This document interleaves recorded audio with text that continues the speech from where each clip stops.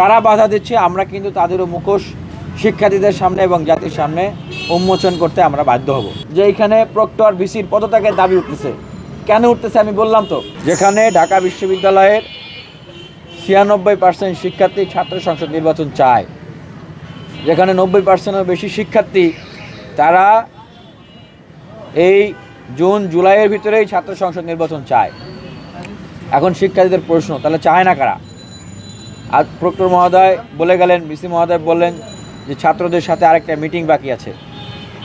সব কিছু তো ঠিক হয়ে গেছে, কি নীতি হবে, কি বিধিমালা হবে, কোন নিয়মে ইলেকশন হবে, কারা ক্যান্ডিডেট হইতে পারবে, কারা হইতে পারবে না, সব কিছু তো ঠিক হয়ে গেছে।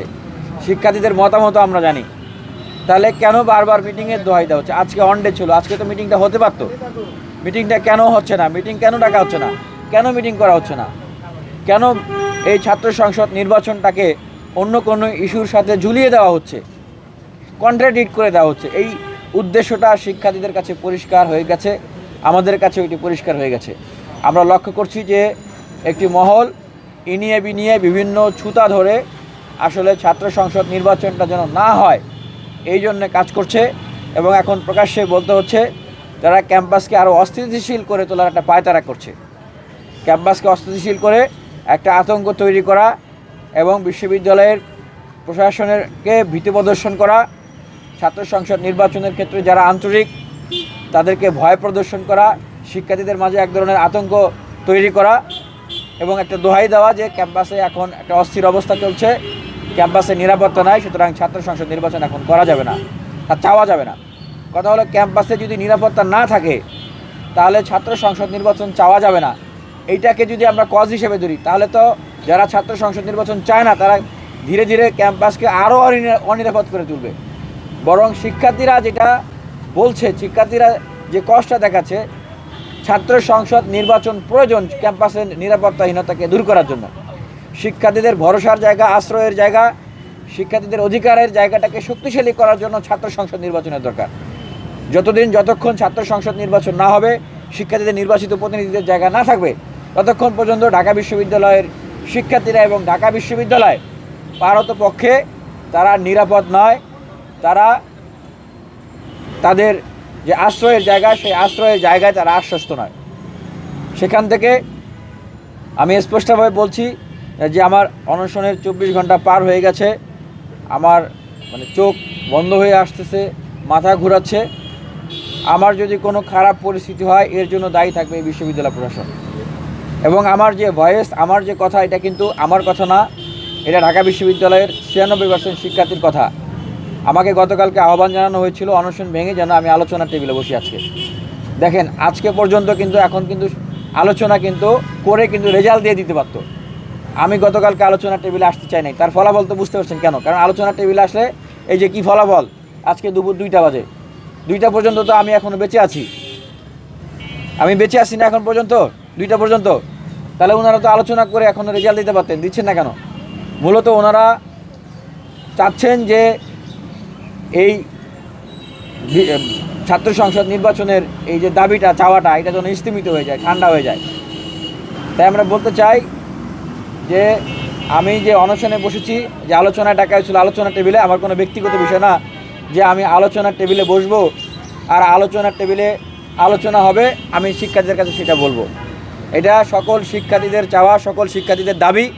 তাই বিশ্ববিদ্যালয়ের প্রতি আহ্বান জানানো হয়েছে যে আপনারা প্রেস ব্রিফিং করেন পাবলিকলি, আপনারা কেন ছাত্র সংসদ নির্বাচন কমিশন সুনির্দিষ্ট টাইম লাইন তফসিল আপনারা দিতে পারছেন না, সেটা শিক্ষার্থীদের কাছে উন্মুক্ত করুন। আপনাদের বিশ্ববিদ্যালয়ের ফান্ড নাই ইলেকশনের, বিশ্ববিদ্যালয়ের কর্মকর্তা কর্মচারীদের অভাব, না কিসের সংকট, না কেউ নির্বাচন কমিশনার হইতে চায় না, কোন সংকট, কোন অভাব, কোন ভয়ে, সংকটের কারণে, নাকি আপনাদের অদৃশ্য কোনো শক্তি বাধা দিচ্ছে? আপনারা সেগুলো পাবলিকলি উন্মুক্ত করেন। সব ছাত্ররা জানুক, সারা দেশের মানুষ জানুক, আমরাও জানি। যদি কারণ সন্তোষজনক হয় আমরা মেনে নেব, যদি সন্তোষজনক না হয় তাহলে আমরা মানব না, এবং আমরা আমাদের করণীয় আমরা ঠিক করব। সেই জায়গা থেকে আমরা সুস্পষ্টভাবে আবারও বলছি, যেখানে 96% শিক্ষার্থী ছাত্র সংসদ নির্বাচন চায়, 90%-এর বেশি শিক্ষার্থী জুন জুলাইয়ের ভিতরে ছাত্র সংসদ নির্বাচন চায়, সেখানে কারা ছাত্র সংসদ নির্বাচন চায় না, কারা ছাত্র সংসদ নির্বাচন করতে বাধা দিচ্ছে, এটা আপনারা পাবলিকলি উন্মুক্তভাবে বলেন, অন্যথায় এই যে আমরণ অনশন কর্মসূচি এটা চলবে। আমার যদি কোনো কিছু হয়ে যায় তাহলে এর জন্য দায়ী থাকবে বিশ্ববিদ্যালয় প্রশাসন। আমার সাথে বিভিন্ন ডিপার্টমেন্টের শিক্ষার্থীরা সংহতি জানিয়েছেন, বিভিন্ন শিক্ষার্থীরা এসছেন, এখানে দেখতে পাচ্ছেন অনেকেই তাদের যারা সংহতি জানিয়েছেন তাদের নাম, ডিপার্টমেন্ট এবং তাদের স্বাক্ষর এখানে রয়েছে। আরও অনেক শিক্ষার্থীরাই আসছেন, সংহতি জানাচ্ছেন। আমার এই অবস্থান চলবে। বিশ্ববিদ্যালয় প্রশাসনের যেই জায়গা থেকে প্রতিবন্ধকতা তৈরি হচ্ছে সেই জায়গার প্রতি স্পষ্ট বার্তা দিচ্ছি যে যদি তারা এই শিক্ষার্থীদের এই অধিকার ছাত্র সংসদ নির্বাচনের নির্বাচন কমিশন এবং তফসিল ডেডলাইন টাইম ফ্রেম যদি ঘোষণা না করে, কারা বাধা দিচ্ছে আমরা কিন্তু তাদেরও মুখোশ শিক্ষার্থীদের সামনে এবং জাতির সামনে উন্মোচন করতে আমরা বাধ্য হব। অনেকগুলো কারণ আছে যে কারণে আসলে ছাত্র সংসদ নির্বাচন অনেকেই চান না, আমরা সেগুলো বলতে চাই না। হ্যাঁ, তাহলে আমাদেরই অনেক সহপাঠী বা আমাদেরই অনেক শিক্ষক, প্রশাসনিক কর্মকর্তা তাদের আসলে মুখোশ সবার সামনে উন্মোচিত হয়ে যাবে। আমরা সেগুলো বলতে চাই না, কিন্তু বলতে বাধ্য করবেন না, তাহলে আমরা বলা শুরু করব। বিশ্ববিদ্যালয়ের সামনে অনেক উন্নয়নমূলক কর্মকাণ্ড হবে, বিশ্ববিদ্যালয়ে অনেক বাজেট হবে। সেই বিষয়গুলোকে কেন্দ্র করে বিশ্ববিদ্যালয়ে অনেক পায়তারা করতেছে। বিশ্ববিদ্যালয়ে কর্তা ব্যক্তিদেরকে যেন জবাবদিহিতা না করতে পারে ছাত্ররা, সেজন্য তারা ছাত্র সংসদ নির্বাচন দিতে চায় না। সামনে যে বাজেট আসবে হাজার হাজার কোটি টাকার বাজেট, সেজন্য তারা ছাত্র সংসদ নির্বাচন দিতে চায় না। যে ছাত্র সংসদ নির্বাচন থাকলে, নির্বাচিত প্রতিনিধিরা থাকলে বিশ্ববিদ্যালয়ে যে হাজার হাজার কোটি টাকার বাজেট আসবে, ছাত্ররা সেগুলো নিয়ে প্রশ্ন তুলবে। সেখানে ধান্দাবাজি করা, মারিং কাটিং করা, সেগুলোকে ধামাচাপা দেওয়ার সুযোগ থাকবে না। এবং বিশ্ববিদ্যালয়ে আমরা দেখছি যে এইখানে প্রক্টর, ভিসির পদত্যাগের দাবি উঠতেছে। কেন উঠতেছে আমি বললাম তো, এই বিষয়গুলো এখন স্বার্থ সংশ্লিষ্ট বিষয়গুলোর কারণে এখন বিভিন্ন রকমের নানান রকমের অস্থিতিশীল পরিবেশ তৈরি করার পায়তারা করা হচ্ছে। আমাদের স্পষ্ট দাবি, সাম্যর হত্যাকারীদের বিচার করতে হবে, শাস্তির আওতায় আনতে হবে। পাশাপাশি ছাত্র সংসদ নির্বাচনের ডেডলাইন ঘোষণা করতে হবে, বিশ্ববিদ্যালয় নিরাপত্তার ব্যবস্থা করতে হবে।